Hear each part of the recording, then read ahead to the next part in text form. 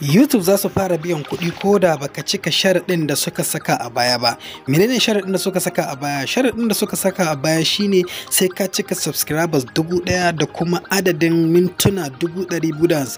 Ma'ana shine akalli mintuna adadin 250 a channel ɗinka, wato su kasance awa 4000 ke. Wannan tsarin da YouTube suka saka ya saka mutane da dama sun daina amfani da YouTube. Ma'ana waɗanda suka buɗe channel da dama sun kasa iya cika waɗannan sharuɗan, sai ka ga daga baya sun daina amfani da YouTube din ko kuma sun daina amfani da channel din da suka bude bayan sun sha matakar wahala ta kashin kudaden su da basuwa a yi musu talla da dora bidiyo da makamantan su, sai su kasa iya cika sharadin. Daga baya kuma sai su zo su daina amfani da YouTube din, kaga kudaden da suka kashe sun tafi a banza. To albishirin ku ga dama ta samu, za ka ci gaba da samun kuɗi ne akan YouTube ko da baka cika adadin sharuɗan da suka gindaya ba. Ma'ana waɗannan sharuɗan guda biyu. Ya za ka yi kai wannan abin shine kamar haka. Ku biyo mu a biyon nan bidiyon ku kuma danna mana alamar subscribe in wannan shine karon farko a zuwan ku, kuma taba alamar ƙararrawar sanarwa ta yadda muna ɗora sabon bidiyo kai tsaye za a sanar da kai. Haka kuma ku yi mana like, ku yi mana sharing ga sauran abokan ku. Ku biyo mu a cikin bidiyon kamar haka.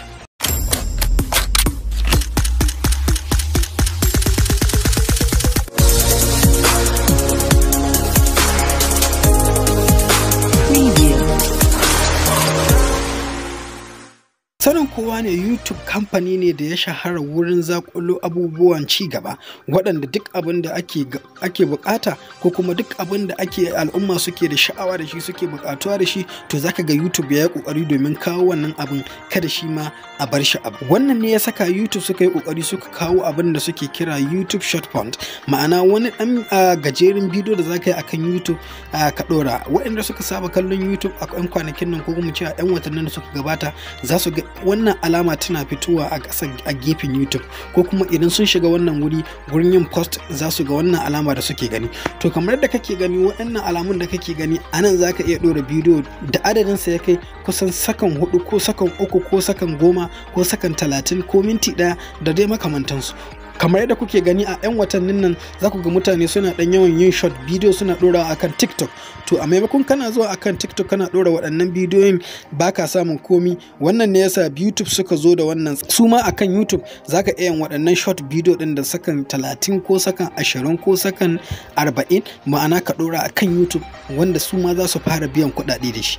A maimakon kana zuwa a wasu kafofi kana sakin waɗannan bidiyon ba tare da kana samun wani amfani ba, to gara ka zo akan YouTube ka saki wannan bidiyon wanda a duk ƙarshen wata za su baka $100. Kun ga $100 kusan ana maganar naira 50,000 kenan. Bayan haka kuma za ka iya samun fiye da haka, ma'ana za ka samu tun daga $100 har zuwa $1,000. Ma'ana sun faɗa ma waɗannan $100 ɗin ya kasance mafi ƙasa ga abin da za su iya baka a wata kenan. Kaga za ka iya samun fiye da haka a wata kenan. To kamar yadda kuka sani, ko a wannan bidiyon YouTube sun kawo wani sharaɗi. Sharaɗin shine ya kasance dukkan bidiyon da zaka ɗora ya kasance baya da logo, kamar yadda kuke ganin wannan logon a wannan bidiyon. Ma'ana ya kasance duk bidiyon da zaka ɗora bidiyon ka ne, kai ka ƙirƙiri abinka zaka iya ɗora. Kuma ko da ma ya kasance zaka iya ɗora bidiyon wani, to ya kasance baya da wani logo na Instagram ko na TikTok, kamar yadda kuke gani na muku alama a haka. To kamar da kuke gani yan uwa, wannan shine sharaɗin YouTube. To abu na ƙarshe kuma da zai mana bayani akan shine ƙasashen da YouTube suka karɓa ko kuma ƙasashen da YouTube suka zaɓa su kasance su ne ƙasashen da za su fara amfanuwa da wannan tsarin da suka kawo.